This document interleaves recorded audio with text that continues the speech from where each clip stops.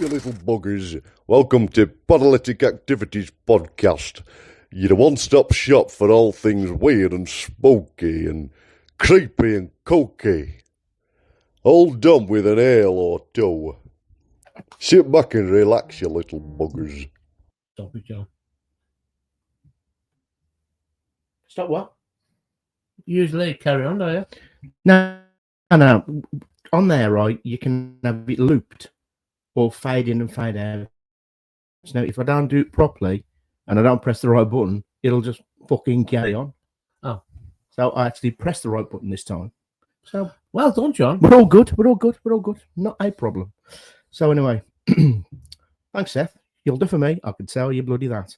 Welcome to Paralytic Activities Podcast. Neil, it's a bit of a special episode tonight. Yeah, we're going to do a kind of a Spills the Juice special.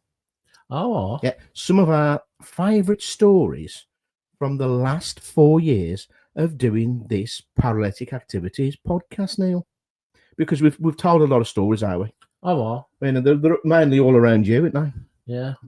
More stories than Max Wargraves. Exactly. More stories than Ronnie Corbett. But, you know, because we all know how unlucky you are and how clumsy you are.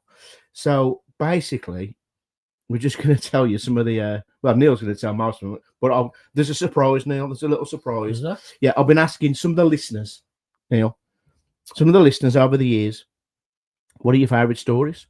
And they're all in here. And really? So you ain't got a clue which one you're going to pick out. Oh, okay. Do you know what I'm saying? So, you know, off the cuff, no rehearsals, no script, just go straight into it. I don't know nothing about this, by the way. No, we don't. But before we do, people, Neil, what you been up to? Well, I went to the wrestling last night, John. Purton Civic Centre in Wolverhampton. Yeah. And I went to see TTW, I think it is, with Dennis Glenn, who was the referee, who was out of Wembley Paranormal. Yeah. The Ultimate Courier. The Ultimate Courier, yeah. Joe Beaker, Black Country Paranutters, and Ricky Rowley and his mum was there supporting him. Plus, Ricky Rowley's brother was wrestling as well. Yeah. I never knew he had a brother, I'll be honest with you. But I'll tell you what, it was a good night, good laugh, chill out, a few beers, entertainment. I really enjoyed it, to be honest. Good, I'm glad to. You love your wrestling, that, are you? I don't like my wrestling, you know. The crowd are more entertaining, John. Jesus Christ. I saw you wrestling yourself into a bag of olives earlier on. Tell you what, John, there was a seafood stall there, you know. Yeah. And a Boston crab. Is that wrestling related? Yeah, Boston crabs. And have a wrestling mood, John. Yeah. I know I've asked you before now, but who was your favourite wrestler again? Of all time? Don't say fucking Dennis Glenn. Jolly. Mad Dog Max. No. Who did I like? I used to like it was loud Sean from the 80s. Yeah. It was like the Ultimate Warrior. Yeah. The Big Boss Man. Uh-huh. Superfly Jimmy Snooker. Yes. Him. Obviously the obvious ones. Bulk Hogan. And I always remember the Bushwhackers, John. Yeah. The Royal Rumble. And everybody remembers the rest of the Bushwhacker used to walk in like that. He walked into the ring, got through out about 10 seconds into his wrestle, threw over the top rope, and then walked back out like that. He was funny, man. I think the wrestling's entertaining, you know what I mean? People go, it's fake, this, that. Yeah, a lot of it's rehearsed. We all know that, you know what I mean? But it was, you know, there was some good kicks last night, John. Yeah. That would, in the right chop house, that would hurt, you know what I mean? But yeah, I enjoyed it. Really enjoyed it. Do you know what pisses me off, Neil? They spend all this money on this bloody kit. Yeah. You do all these kind of scripts and that for the show. And you pay a really good price for a really good internet. Yeah. And it still keeps dropping out. I know. Does my fucking tits in. You know what I mean? And there's not much you can do about it. Because I ain't got time to edit, Neil. I know that. I ain't got time for that. So what you see is what you get. So if there is some buffering or any stuttering, hopefully it only lasts about a second anyway. All we can do is apologise because the internet is shit. Well, you need to pay for better internet. Neil, I've got the best I can bet. Have you, eh? I've got the best, Neil. I got trotters Then Trotter's internet. John, you don't tell me he's wide up to next doors. I'll tell them that. Anyway, do you know how we always have these little chats in the pub, don't we? Yeah. We love phrases, don't we? Like famous phrases, where they originate from. Yeah. Well, I found another one, Neil. Have you? Yeah. Found another one. The phrase brass monkey. Oh, yeah. Yeah. So basically, the phrase is, it's cold enough to freeze the balls off a brass monkey. Yeah, you've heard of that, have you? Yeah. So basically, the phrase is, obviously to do with cold weather, but it's implying that the weather's that cold and extreme that it would cause the iron cannonballs resting on a brass plate called a monkey to freeze and fall off. Right. So back in the day, cannonballs on ships, Yeah. they get so cold that they spill. Yeah, the brass would contract. So therefore, they're not stacked up in a brass monkey, which you can see right there, and they fall off now, and that's where it comes from. You know, cold enough to freeze the balls off a brass monkey. You know what? I've been saying phrases for over the years, years, and I'll say them, and now I've never known what the rest. Yeah. Now the history of them, like. Yeah, You know what I love all shit like that because there's always a kind of an origin for anything. It's same in the paranormal world, Neil, and all these ghosts and monsters and cryptids and all that. There's got to be an origin somewhere. Yeah.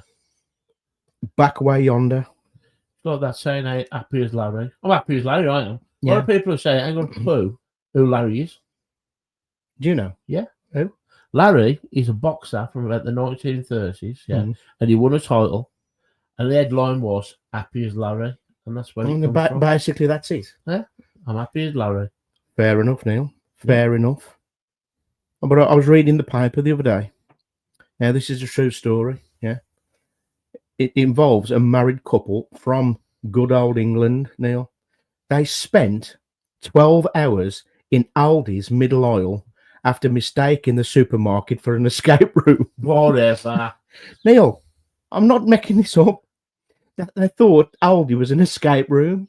And so, and they said they're never going to go back. They're never going to go back. So anyway, the man called Billboard. Bill what? Billboard. Jesus Christ. Billboard says, we spent hours walking around with a Geiger counter, a sand timer, and a pair of tongs, just trying to work out, the connection. He goes, I'm absolutely livid. Norma, his wife, Norma Board, Whatever. who paid on arrival, said the man who greeted them at the entrance didn't even go through the rules. It turns out he was homeless. Why would you go to Aldi think it's an escape room, Neil? John, you've got to be something wrong with your head. I'm sorry, but they people need. Well, the pictures I'm looking at now, they don't look all the ticket. Let's be honest. There you go. That is quite funny, though. You got to admit. And this takes me back. I mean, I'd like to say we haven't got to flick the screen section this week now. No, because obviously we're doing the best of spills of juice kind of thing. But I was watching Titanic, now the classic, the James Cameron classic, Titanic, the other day, and something occurred to me. Something like popped, like a bell went off in my head, a light bulb moment. You know what, right? Do you know the old bird, the old woman? Yeah. Where we start off, she's old, and it goes back in time to the Titanic, and it's Rose when she's young. Yeah. Did you know that she's the real villain of the whole film? What do you mean? I'm going to tell you right now. Over the necklace? Yeah. So basically, Rose has got this necklace, this pendant, and it's worth £250 million. Yeah. And she slings it in the sea in memory of an unemployed man she slept with exactly once. A man who has never even owned the necklace. She completely disregards the fact that the explorer who brought her to the wreck at the start, which was Bill Paxton, check from Weird Science, who brought her to the wreck, had built his entire career around finding that necklace, yet she held on to it for decades. On the off chance she'd end up at the wreck site again, just to chuck it in the fucking ocean for no good reason. And then she croaks in his bed. And then goes and waltzes past her husband in the afterlife to meet up with her 3-day fling. When she meets Leonardo DiCaprio, Jack, at the top of the stairs in a dream because she's now passed away. Now, meanwhile, she conveniently leaves at the part where she let Jack the 3-day love of her life freeze to death because she couldn't scoot over a bit on the old door. Remember that bit, don't you? Yeah.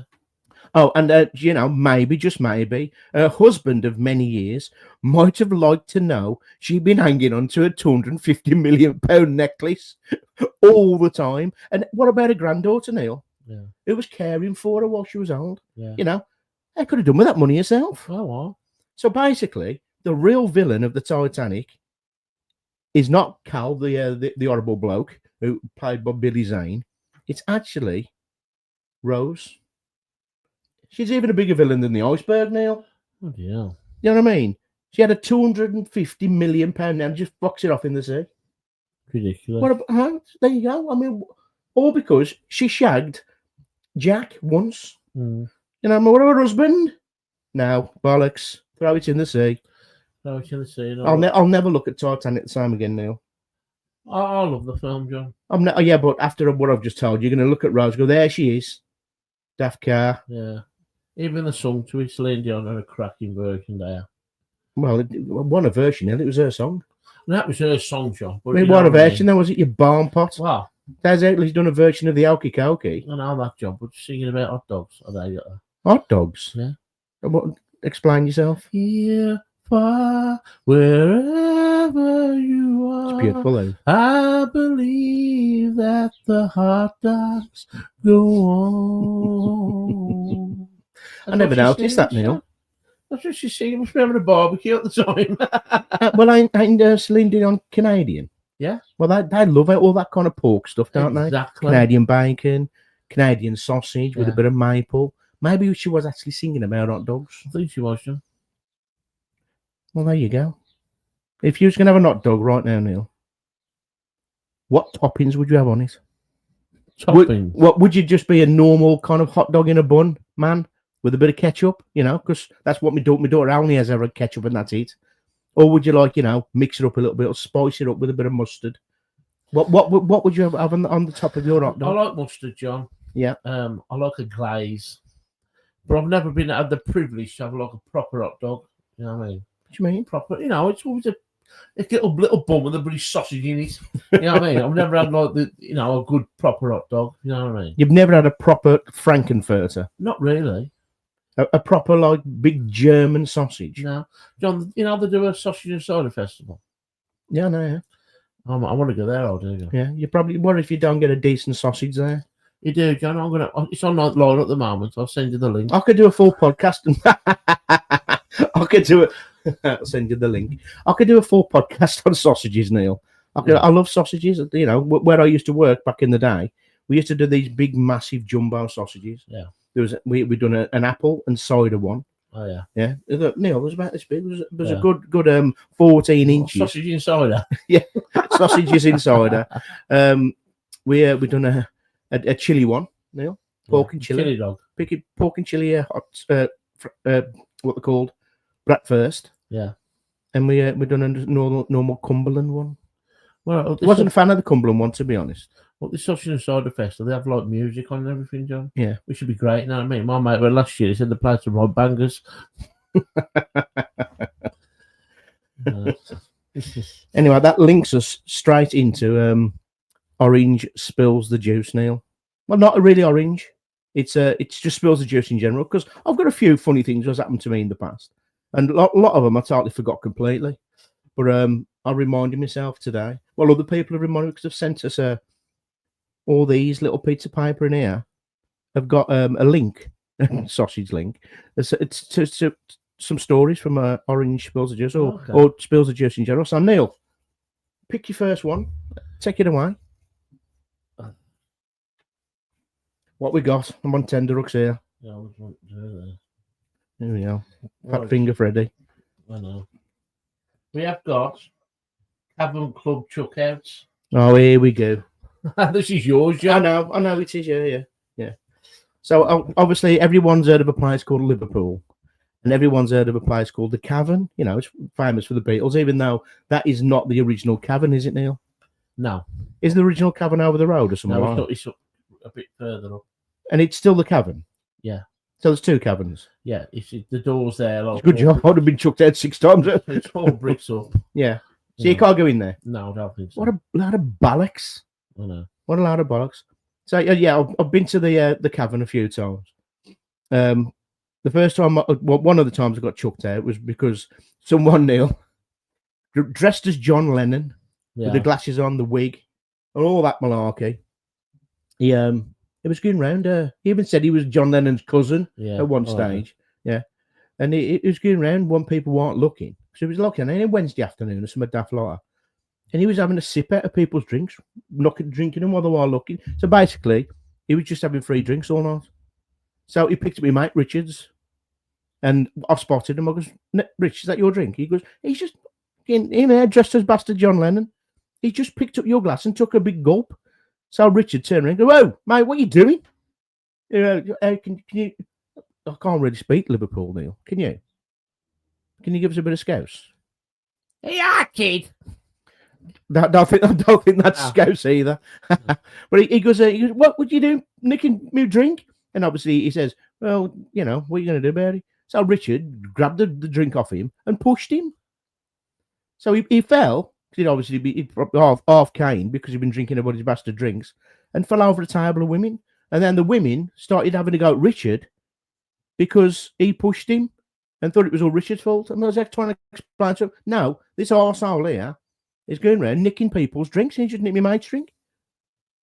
So he was there having a little scuffle with him, John Lennon, with his round tinted glasses and in his fringe, and the bouncers come over and chucked his ass. Well, kept him in there. He's obviously a regular, right? Unbelievable. He's a regular. All the drinks, John, I know. And he sucked to somebody else's, right?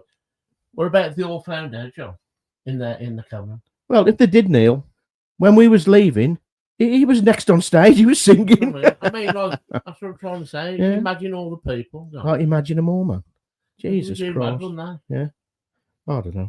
Probably just getting started all over again. So that was the first time. No, but that wasn't the first. That was one of the times. Yeah. And then I got kicked out again. We both got kicked out, John. Yeah, we both got kicked out. I'll just tell you this one. We went on a bit of a jolly up there. Yeah, he was a bit sad. So I goes, "Come on, Neil, I'll take you to Liverpool for the weekend." So we got a nice hotel there, Yeah. And straight away we went straight out on the piss, as you do, from 11 o'clock in the morning. And we just kept drinking and having a laugh there. Basically, we was having a great time. We'd already been in the cavern in the day, hadn't we? Yeah. And then come back later. Well, this was about 8 o'clock, and we went to watch a Beatles tribute act. Beatles. Yeah, the Cavern Beatles in the kind of the special lounge you have to pay extra for. Is that right, Neil? Yeah. I can't remember because I was already leathered. The back lounge. Yeah, in the back lounge. So I was leathered. Neil is on his way, but Neil could drink a lot more back then. Do you know what I mean? And I was there being my fucking Larry self. And I'd already started pissing people off because I'm trying to crack jokes or that. And they don't want to know. They wanted to watch the band, are they? Kind of thing. Yeah. So I went to the toilet. And all I can remember, I went to put my hand on the sink. And I missed the sink. I went flat on my face. So the bouncer come in. Found me flat on my face, covered in piss. Not mine, someone else's. And took me back to the table. And hey, mate. Oh, that ain't bad. Hey, mate, is he with you? That's kind of the best Scouse accent I can do. It sounds nothing like Scouse. And he goes, yeah. Yes. He goes, well, can you sit him down or he's being chucked out? So, no, you can carry on what happened next because obviously. Anyway, I don't remember because I was fucking wankered. There's this party of about 15 people coming, all out the bush on. Yeah. And there's an old bloke. He said, I ain't been there for 15 years. I'm going to have a great time tonight. So Dick Splatty sat next to him. We got talking to him. And he goes, that's my ex-wife. That's my granddaughter. That's my daughter and all this. Oh, yeah, so nice to meet you. We're going to have a great night tonight. Anyway, I'm watching the band. I can see him propping up the mouth talking to this old bloke. He taps me on the shoulder. He went, mate, any chance you can piss your brother off away from me? He's doing me head in. I went, John, what on earth are you doing? Leave the bloke alone. He wants to watch the band. Oh, I ain't done nothing. Swung his arm round, knocked a full pint of beer in his lap. Oh, God. He got up, he's going bloody mad. Then the bouncers come over and threw his head. Yeah. Yeah. So there you go. Me and the Cavern don't really get on. I mean, the other time I knocked 2 points over this bird, didn't I? Yeah. We sat next to him. We was talking. Actually, from around where we live, And I was just saying, I said last time I was in here, I knocked a pint over this bloke, and as I said it, because I talked with my hands down, Neil, can't help myself, talked with my hands, and I went, bosh, you'd have that. Full pint, right in a bloody lap. She went, oh, don't worry about it, don't worry about it. He started having another lap. He brings me another pint, and bosh, another one, all in the bastard lap. So They're fucked off. They're pissed off and left us there. Even though there was with Paul, John. Yeah? I would have never pull. Well, it was with Pat and Gary Roberts. We were just having a laugh while, you know what I mean? Yeah. So there you go. So that's my little story of being kicked out of the cavern on numerous occasions. Neil, I'm going to pick one for you then. Oh, okay. Let's hope it's one for you. Let's just hope. Let's hope. Here we go. I don't know who sent this one in, Neil. Here we go, Neil. This one says Shrek Trip. Oh, Shrek Trip. Yeah. Yeah. Well, a good friend of ours, and Craig Smith, he does all like theatre and all that musical. And he says, I'm playing in Shrek at the Wolverhampton Grand Theatre. You fancy come to watch? Just about how many went, John? About 15 of us. Yeah, it's loads. And so we was in there. We had a few beers beforehand, obviously, as we do. And so I'm weird in the middle of the row, and the crap seats right at the top that are very tight. You ain't got much place to move, like, And I got about 20 minutes, what? Don't forget how steep it was as well. It's like vertical. It's like the Pepsi Max. Yeah. the dip. Yeah. Anyway, I goes, John, I'm dying to get to the toilet, but I don't ask these people to move. You know what I mean? There's like a young kid, I don't know if it's a teacher with all these. I think there was the brownies, Neil. Yeah, brownies. And I don't ask him to move. You know what I mean? Rob just pissed my pants. You know what I mean? So probably the first or the last. Sure. Anyway, John goes, sod it, I'm giving. So he stands up. Gemma stands up, who's John's wife. I went, sod it off, follow you like. So he was going to break it into an M&M then. So I was shuffling across. Excuse me. Oh, thanks. Oh, excuse me. John and Gemma have got to the end and gone down, halfway down the stairs. But when it come to me, the woman, the teacher, whoever she was, the brownie woman, had left her handbag in the aisle. And my foot got caught around the handles of the handbag, right? I couldn't do nothing. I tripped. But I had nothing to fall onto. It was like steep steps. So I've just face planted the railing. I tried to test the railing. Face planted the railing. I'm rolling down the stairs now. Well, I can't bunny. So I'm rolling down the stairs, trying to grab the railing. I smashed on my head. Anyway, so I don't know if I had to stop myself, I'd have rolled onto the stage. But all the security come and everything, like the spotlight went on me.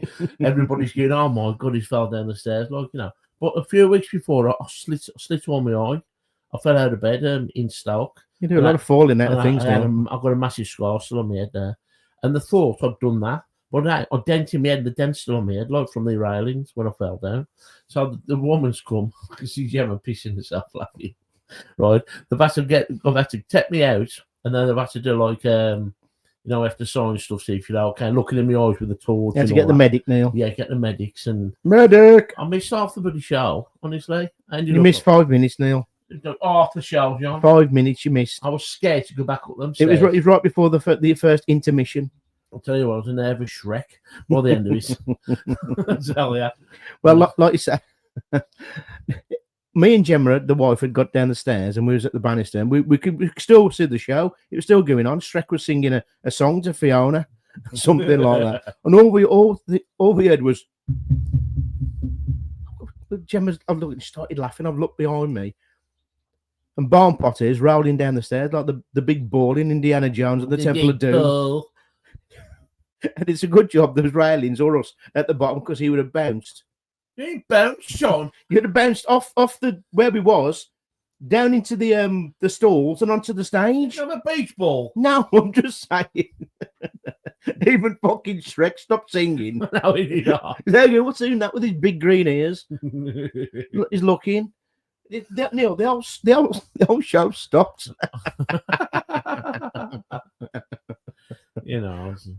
I'm like, do you know what? He never ever fails to make me laugh, even when he don't mean to. So yeah, Neil, that is the Shrek incident. Do you know what? Would you go back to that theatre because it is vertical, isn't it? I would, John, but I'll get better seats. Yeah. Because right in the middle as well. I mean, I always say if I go anywhere, even if it's a cinema or a concert or anything like that, I always get seats at the back so I can stand up and I ain't blocking anybody's view, or I'm on the end aisle. So if I die for a slash, I ain't gonna bother anybody. But we have no choice, did we? No, we don't have no choice. Never again. Anyway, that's what happened. Okay, I'll pick one out. Here we go. What we got here? Quite a few in here, Neil. Hmm. How many mishaps have you had?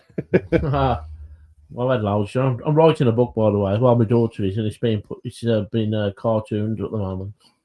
So, Neil, someone has requested the story Hamster in a Ball. Can you tell us about that one? Well, I've been to a bit of a rave up in Manchester, and it was early hours of the morning now. It was probably about 7 o'clock in the morning. We're still going. Did you still have your white glove on? No, John. Did you still have your Vicks? So my mate Scott said, "Well, come round mine, like, we'll have a few drinks and that one." I went, "Oh, I'm knackered on this." "Yeah, come round mine." Okay, a bit worse for wear. Anyway, got in his house, but he was all going to get some drinks. Well, with me, when I've got something by me, like a pillar, I'm always throwing it up in the air. I don't know if it's like, I don't know what it is, John. Just ADHD, Neil. Yeah, ADHD. It makes you feel comfortable. Yeah, you have to always be playing with something. I've got a bubble gum, I'll spin it round my finger or whatever. Anyway, I've seen this ball on the floor. Scott's gone to make some drinks in the kitchen. So I've got this ball. I'm see if I could spin that on my finger, you know what I mean? So I'm there trying to spin it on my finger, dropping it on the floor for about 10 times. Oh, God. Spin it on my finger. As I'm doing it, Scott walks in with the drinks and he's just looking at me with a fag hanging out of his mouth. "Ned, what you doing?" I went, "I'm just spin the ball on my finger." He goes, "My hamster's in that ball." I've looked. He's on his back and he's a bit concussed. Was he a bit like disorientated? He was. I felt sorry for him. I brought his wind up and give him the kiss of life. The kiss of life, yeah. But he was all right after that, like. But I felt a bit bad, like. I didn't realise the hamster was in the ball, John. I'm not a cruel person. But Neil, it was see-through. John, I can see nothing. but it looked like Ernie McCracken's bowling ball with a rose in the middle of it. Yeah, basically. I just don't realise. I don't know. One of them ain't. So did you take the hamster out the ball after that, or Scott did? Yeah, too, John. I said, "Yeah, bring it round." I think he'd been round enough. Slapping him round the face. "Come on, my son." Well, I'm sure you're playing basketball with her at one stage, What is it, you and animals? Remember the bird on the trampoline? I do, yeah. Well, what was all that about? You ain't exactly Dr. Doolittle, am you? Don't do anything for animals. No. Keep that to yourself. You know what I mean? I did that bird. I tried to give it a longer life. Maybe it don't last very long. I'll try my best. Worst person in the world for the vet to say, it's your chance to keep this animal alive. Yeah. I've tried my best. I've done everything for the poor sod. What did you do? What was up with it in the first place? Well, the cat used to sit on the window in the bathroom. Yeah. And the swifts used to fly into the guttering. Yeah. And he scooped one out the airlock and brought it to the bathroom. Jesus, what was it like Mr. Miyagi? And honestly, John, he scooped it, man. And there's one in the bath, like, struggling. His wing was knackered. Yeah. So I took it to the vets, and the vet said, "Look, he's giving some water and some seed. Put him in the bathroom, away from the cat, obviously." Yeah. He goes, "Just give it for a few days. Try and take it outside and make it fly." So that's what I did. So you didn't volley it over the fence, did you? No, I put him on the trampoline. I bounced him on the trampoline. Going, "Come on, Kes." trying to get him going. Did he do any backflips? John, honestly, I've tried my best with the poor little sod. Yeah. I don't know what to do. And he was there flapping, trying to fly, like.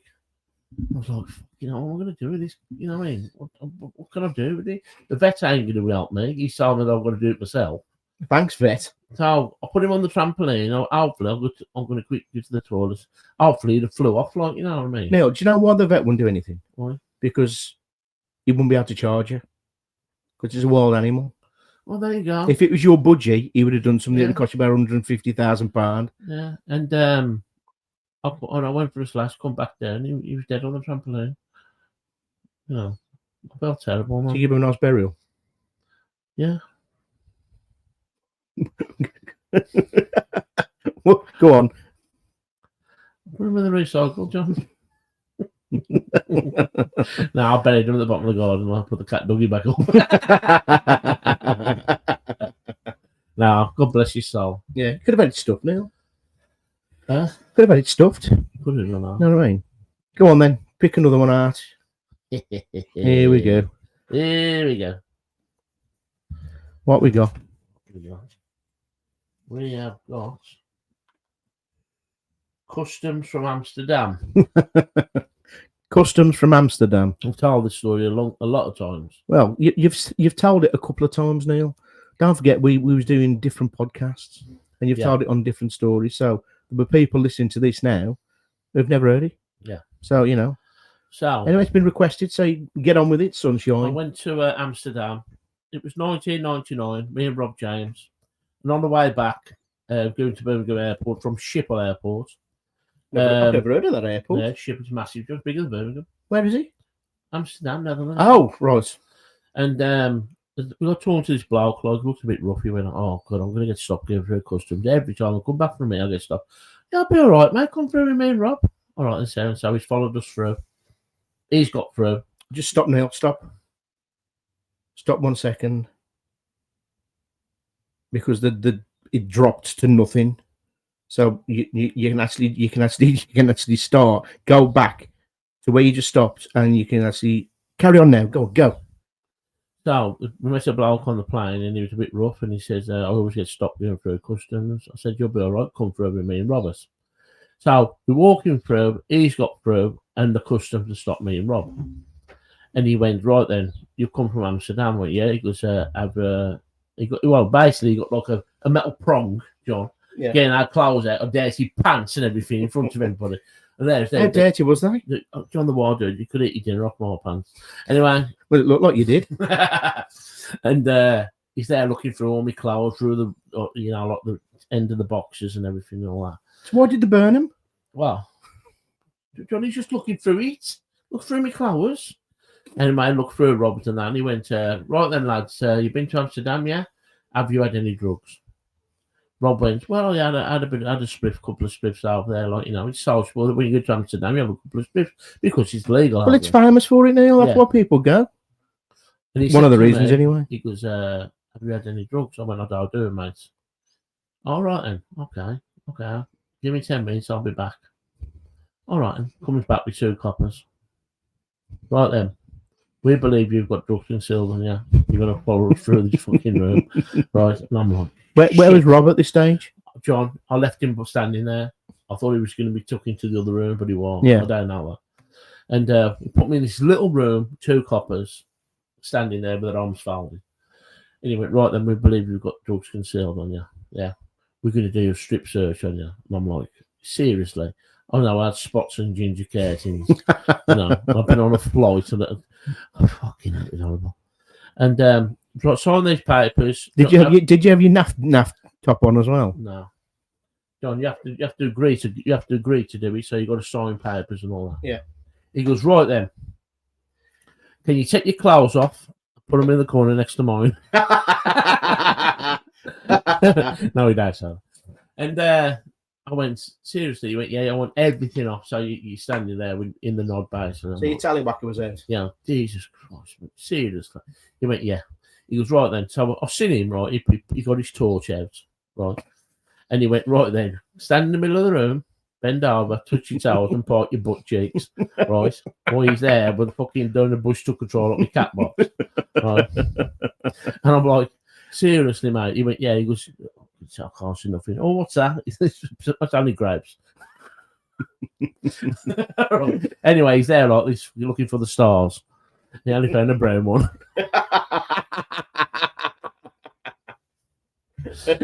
And he went, right then. We believe, we've got nothing at your cat box. Right, he's looking in my eyes, up my nose, under my feet with a torch. What is he looking in your eyes for? How can you conceal? To see if I've got up my pube. I don't know what it was. John. He's taking the piss. Yeah, he was taking the piss when I tell you what happened. And he goes, right then. He goes, what we're going to do now? He goes, I'm going to check in your hair. He goes, bro, we're going to try something now on you. I've got nothing on me. I'm naked. You've been everywhere. So what are you going to do? He goes, we're going to be trying a new thing out. I went, like what? He went, can you do 10 star jumps? I went, the coppers are biting their hand, John. You know, laughing. I could see the shoulders going on the toss pots. You sure fucking Jeremy Beadle while there? Honestly, John, I went, look, I might manage 5. You know, so I'm there. I'm stoned. I'm stoned now. So I'm there in the nod, doing 5 star jumps. One, that's you. Not Thin Lizzy. I've grown more in Britain. Mr. Grout Elevator. The coppers are laughing, taking a piss out of me basically.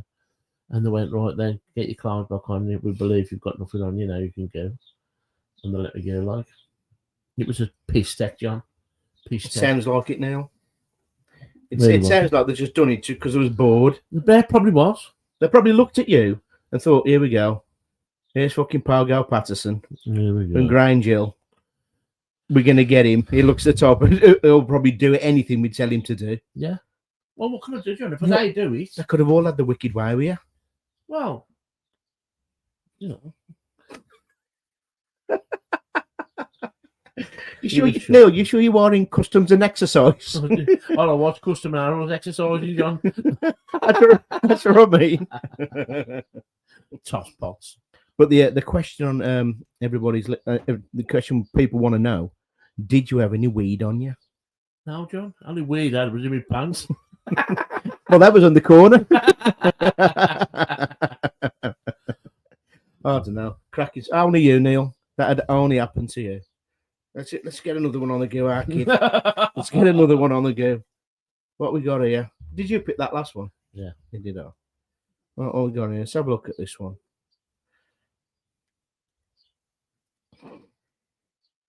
Oh, I've never told you this, Neil. I don't know if you can see that, people.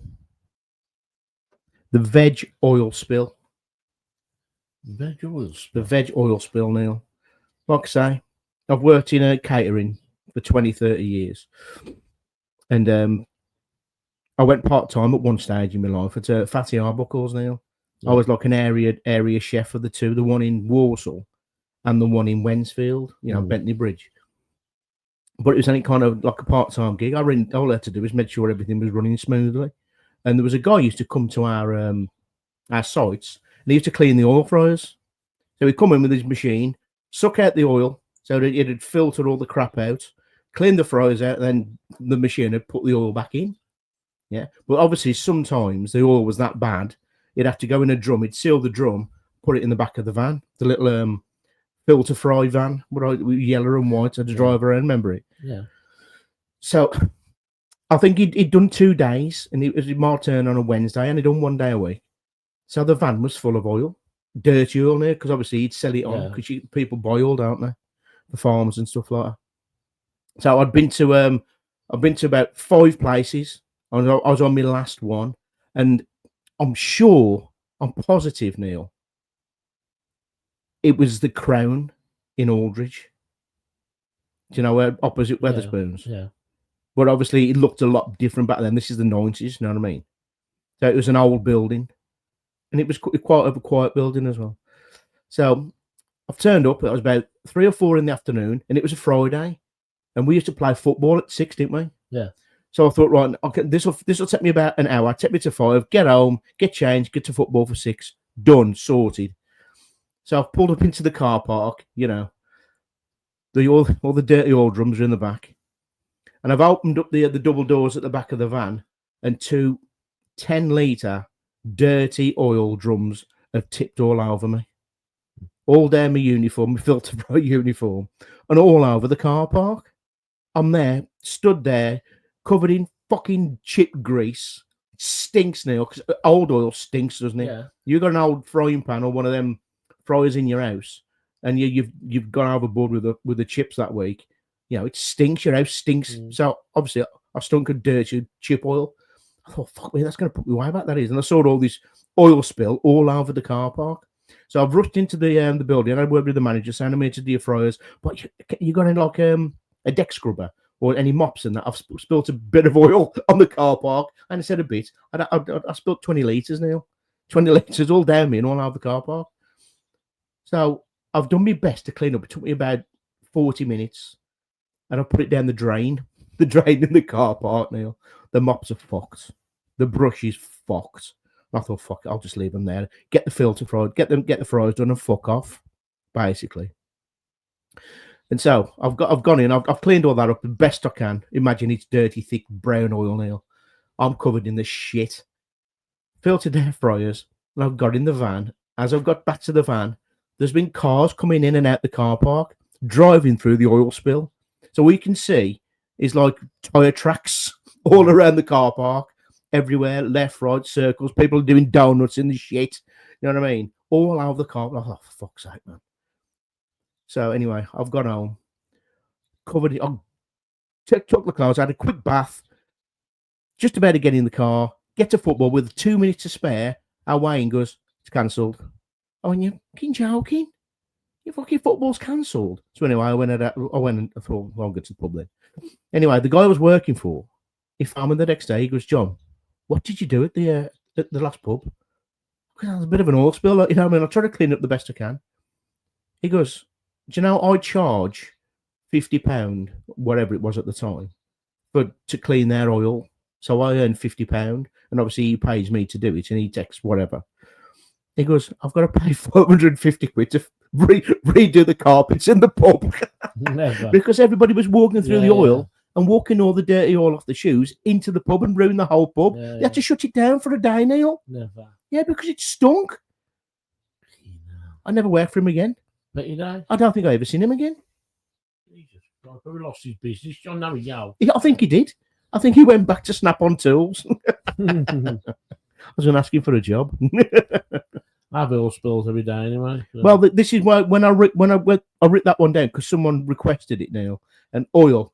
How many oil spills have you had at work? So you work in oil, don't you? You're not a masseuse. You work in oil, don't you? I'm an oil blender. Yeah. And don't call me Brenda. I have a lot of spills. Yeah. I mean, like, more than 20 litres, John, sometimes. Of thick, dirty oil. Yeah. I had one the other day. The gun like stopped the tanks over. Yeah. And when the gun's it's like trying to put the oil into the waste oil, it's like a shotgun. It shoots back. Yeah. Well, it shot out my hand.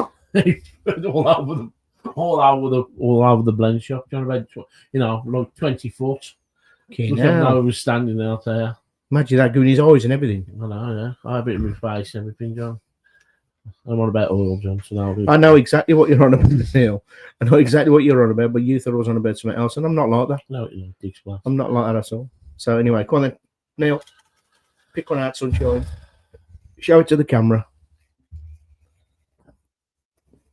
There we go. There we go. The fishing trip. The fishing trip. So, Neil, this is the fishing trip again. You might have said this a few times, but it was when me and you and Alan Stafford went fishing. What was the lake called?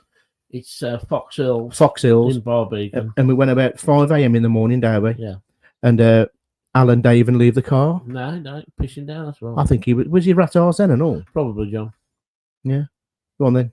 Fire away. So we went there and we went to the bait shop beforehand. We went to the block. Anything to catch some decent carp, mate. Had a maggots. At 5 in the morning. Well, the day before. So catch some decent carp. Many maggots. He went, yeah, try the strawberry flavoured luncheon, mate. Sounds nice. I had a sandwich before I hit the fish. And cream on mine. And anyway, I was fishing with maggots and nothing was happening. The sun's coming up. It's like the sun's rising. And I'll try some of this luncheon, mate. Soddies. So I'll cast it in. I'll tell you what, straight away, carp. But both of us were, John. Yeah. Carp. We caught about 3 or 4 carp. Straight away, it was like, I can't believe this. This is like a magic potion. This is like, you know what I mean? I'll never catch nothing, you know what I mean? Anyway, day goes on. Anyway, the old bloke comes with his fag and his hat on, and he comes to collect the money who owns the pool. So John's got up off his arse, gone over to him to pay the money. Do you remember what was happening just before he came, Neil? What, the horses? The horses. Yeah. Neil, have you ever heard anything Never like heard it? nothing like it, John. It was like the frog chorus, Yeah, right? the horses come to have a drink and then they just keep dropping the goods. Yeah, Never farting. heard, yeah. about 100 times. It's amazing. Like a brass band. It was like my alarm clock going off. And so he's gone to pay the bloke. He's pag in his mouth, not John, the other guy. And I want this car. Well, it's the big and this is. I'm there like this, right? Trying to get it in, and he's paying the bloke. I've got it in, right? And I've gone, John, look at this. As I've said that, right, my legs have gone from underneath me, and I've landed on my back in the water, my legs in the water, and there's a 10-pound cop flapping on my chest, hitting me in the bloody fizzog. And then the bloke said, with a fag hanging out of his mouth. And I turned to Johnny and went, what on earth are you doing to my fish? I couldn't get up. This cart was just absolutely slapping the shit out. Yeah, it was giving you a right round of fox. It was about £10. It was. It was Big stupid thing. Yeah. So he had buttered me once. He did. I was going to pull a knife out on me. Well, it's his Fox Hills. What happened after that, John? Yeah, so we've actually, after that, we had a good day. He pissed off, the old man with the fag. The horses pissed off. They dropped the guts about 100 times, and I pissed off. And the sun came out, Yeah. And like a miracle had happened. All the wet soil, what Neil had fell into, had started to dry up for some reason. It started to dry up. We was having a good day, weren't we? It was great. It was catching all some sandwiches. We had a couple of beers. Yeah. It was coming up to dinner time. Stafford's still asleep in the car. Yeah, he had a great day. He did. He loved it. He loved it. And we thought, right, we'd been up since 4:30 or wherever it was, and we'd caught a good amount of fish, hadn't we? And I thought, come on, that time we went, better go and check on Stafford, see if he's still alive. And he was stinking in the car. And the lake what we was on, we had to go up a hill to get to it, didn't we? Yeah. And there's another lake at the bottom of that hill. And so Neil's there, I'm there, I've got my rod, my basket full of weights and hooks and floats and bait and luncheon meat and maggots, empty cans, sandwiches, the lot. Neil's got exactly the same in his. And we got to the top of the hill. And I've looked down at the lake at the bottom. And I've just gone, Neil, do you know if you slip right now? I hadn't even finished the sentence. Neil's left leg went from under him. He slipped on his back. And again, just like the Shrek incident, started rolling down the hill. Well, everything he was carrying was now exiting the box, exiting the maggot tubs and the luncheon meat. And there's just all his shit was rolling down behind him. And as he reached the bottom, he stood up and luncheon meat, maggots, weights, floats, hooks were just hitting him everywhere. And it's a good job you didn't actually roll into the lake at the bottom. You nearly did, didn't you? Oh, yeah, it was close. But I couldn't believe I was at stitches at the top.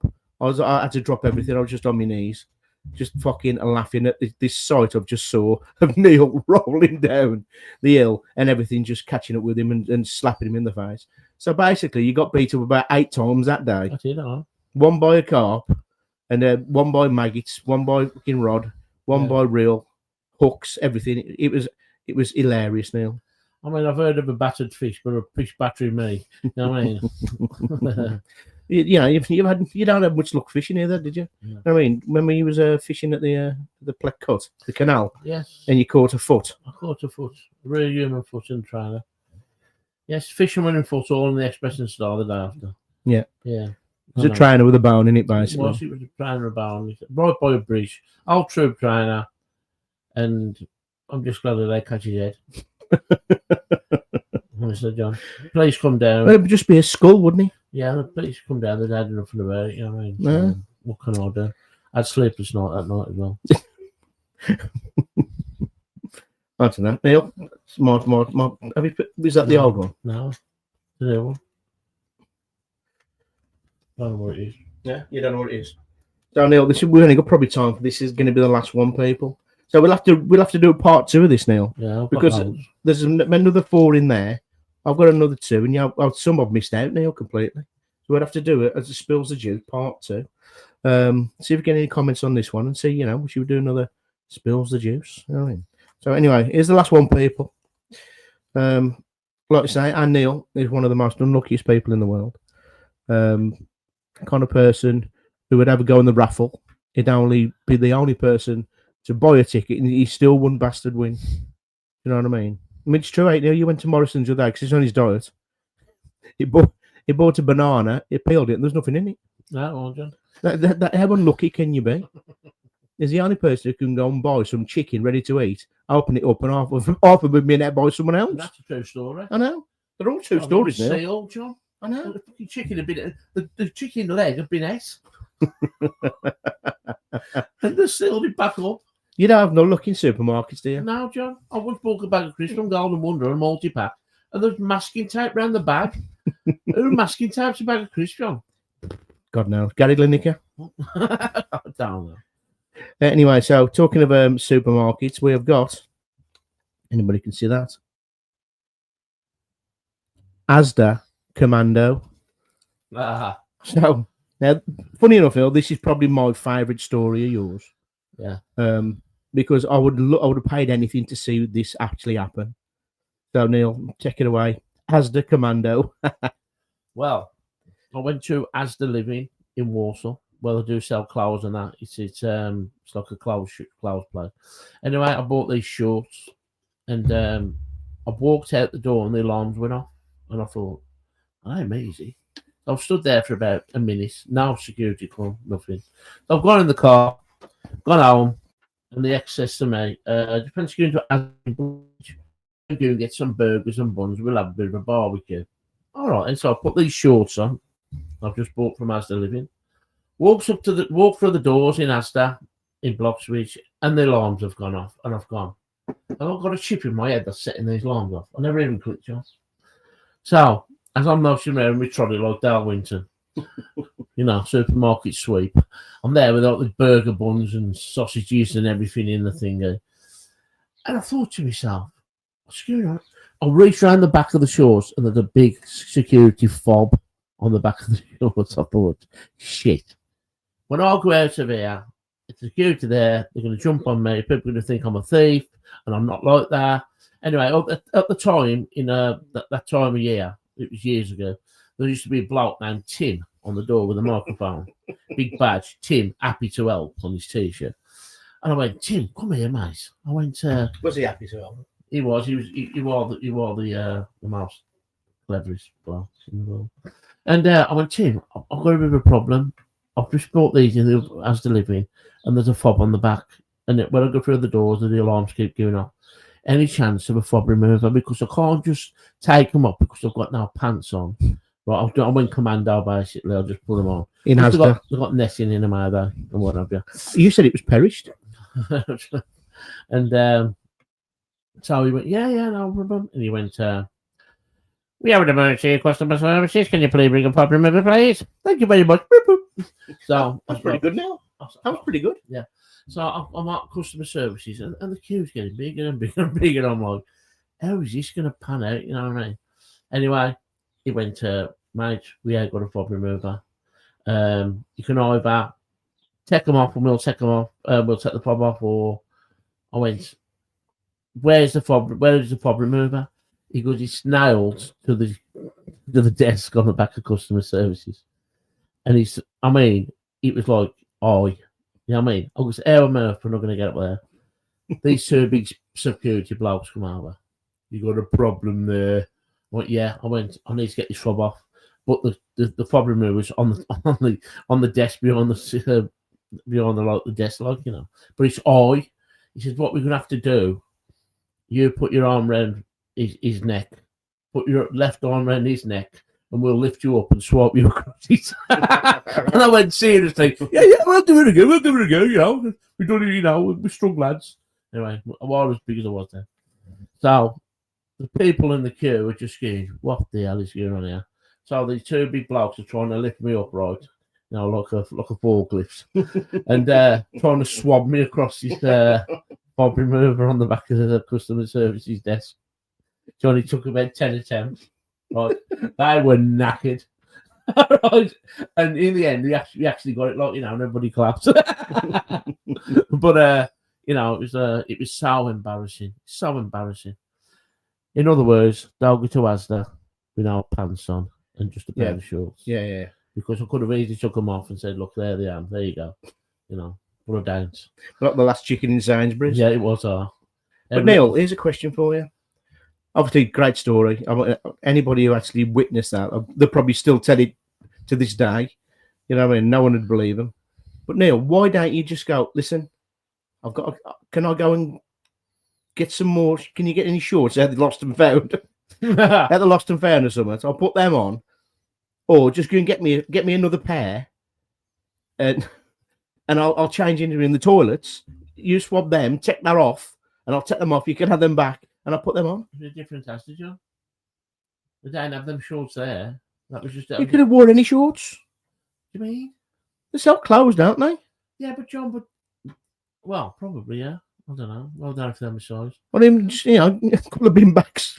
I never thought, John. It was just a bit of a mad moment. It's like they was taking the piss out you again. Again, probably was. I bet they were the same security guards from fucking Birmingham Airport. Probably was. Probably had got a phone number in his pocket. I don't know. No, is that what we'll do? Is that a phone number? Just pleased to see me. Yeah. So, suspected item in the baggage area. Yeah. So. Oh, brilliant. Neil, there you go then. That's Spills the Juice, part 1 done. DUN done.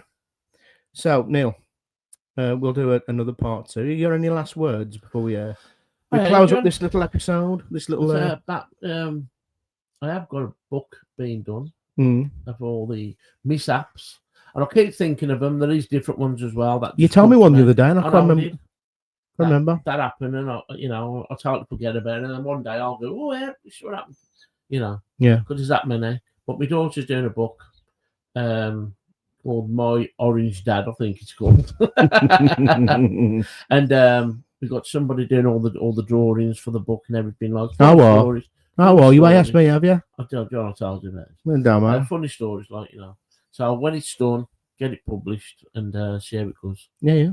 Fair enough. Paul Stevenson's in it published from the job. Yeah, well, he said he published mine, and I don't know nothing since. I'll message him all. Yeah, but you don't answer you, Neil. You don't. You wait till I see him at Paramount, I'm telling you. I'm going to get him in the fucking crippler crossface. The Boston Crop. Fucking tosspot. Very joking, Paul. You're a legend, really. But so yeah, Neil, that kind of wraps up this show. It's Sunday. It's a Sunday now. We've done this first time ever, eh? Yeah. Which is actually good because you ain't normally knackered and rushing off because you got to go and get your beauty sleep. Oh, true. Do you know what I mean? So anyway, we have a saying now, we kid. Oh. Anyway, I just want to say thanks for listening for the last 4 years, really. Yeah. And we're still going. We're still going strong. Which is a miracle. Why is it a miracle? I don't think it's a miracle, John. I think it's a miracle. It's a good podcast. It's a miracle. Oh yeah, we do our best now. We have a laugh. So anyway, this is like goes out to all you horror junkies, and you cryptid stalkers, and you alien twitchers, and you bloody ghost catchers, Neil. If you are out investigating this weekend, or well, next weekend now, and you don't get any spirits, just kind of do what we do. What do we do, Neil? We drink them instead. That's stalled then, that you do it. Say it again. Do my editor's internet. Instead. We drink them instead. God bless. See you in 2.